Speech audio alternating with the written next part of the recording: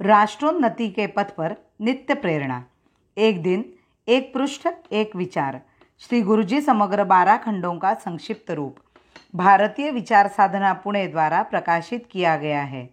मैं डॉक्टर श्रीमती स्वाति सदानंद गोडबोले इन विचारों के एक पृष्ठ को प्रतिदिन वाचन के माध्यम से आप तक पहुंचाने का प्रयास कर रही हूं।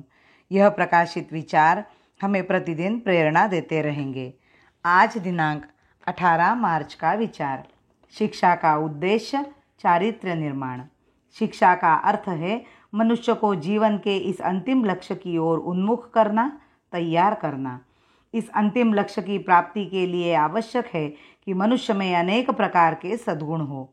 ये सद्गुण सहसा नहीं आएंगे, इनके लिए प्रयत्न करना होगा। इसलिए इन गुणों के संस्कार बचपन से ही अपने जीवन में करते रहने की आवश्यकता रहती है।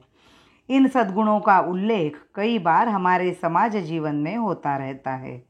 सच्चाई से रहना, किसी के बारे में अपने अंतःकरण में द्वेष की, घृणा की भावना न रखना, काया वाचा मनसा पवित्र रहना, काम कांचन के सब प्रकार के व्यामोह से दूर रहना, अपने आप को पूरी तरह काबू में रखना, अंतःकरण को इस प्रकार विशाल बनाना कि पूरा विश्व ही मेरा परिवार है।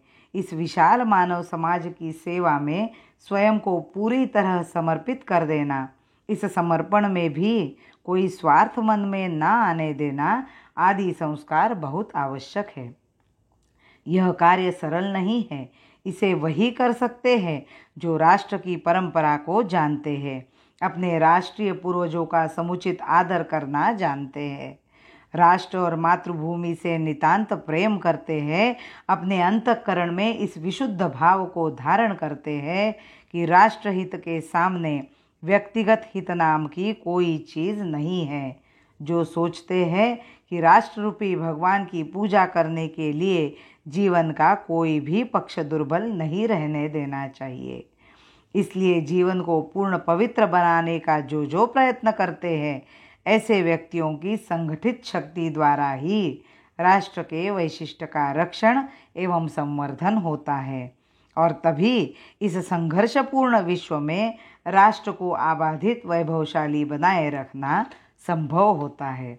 इस उद्देश्य और कार्य की पूर्ति के लिए राष्ट्र में राष्ट्रभक्त और चरित्रवान लोग तैयार करना नितांत आवश्यक है। इसी कारण छात्रों, युवकों को कहा जाता है कि उन्हें राष्ट्र की जिम्मेदारी संभालनी है। नित्य प्रति सभी लोग छात्रों को आह्वान करते हैं, तुम्हारे ऊपर ही राष्ट्र का महल खड़ा होने वाला है, तुम्हारे कंधों पर ही प्रगति का मंदिर बनेगा, तुम राष्ट्र के आधार स्तंभ हो आदि। जब मैं ऐसी घोषणाएं सुनता हूँ तो मेरे मन में विचार आता है कि आधार स्तंभ मजबूत होने चाहिए, इनमें किसी प्रकार का कीड़ा लगा हुआ नहीं होना चाहिए। यदि कोई कमजोरी रहेगी तो संपूर्ण राष्ट्र मंदिर ढह जाएगा। इसलिए ये छात्र अति उत्तम होने चाहिए, तभी वे अपने कंधों पर मंदिर को सुरक्षित रख सकेंगे।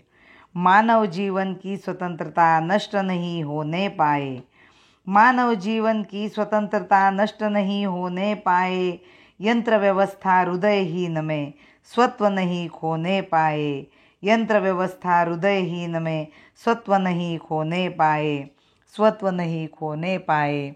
भारत माता की जय। वंदे मातरम।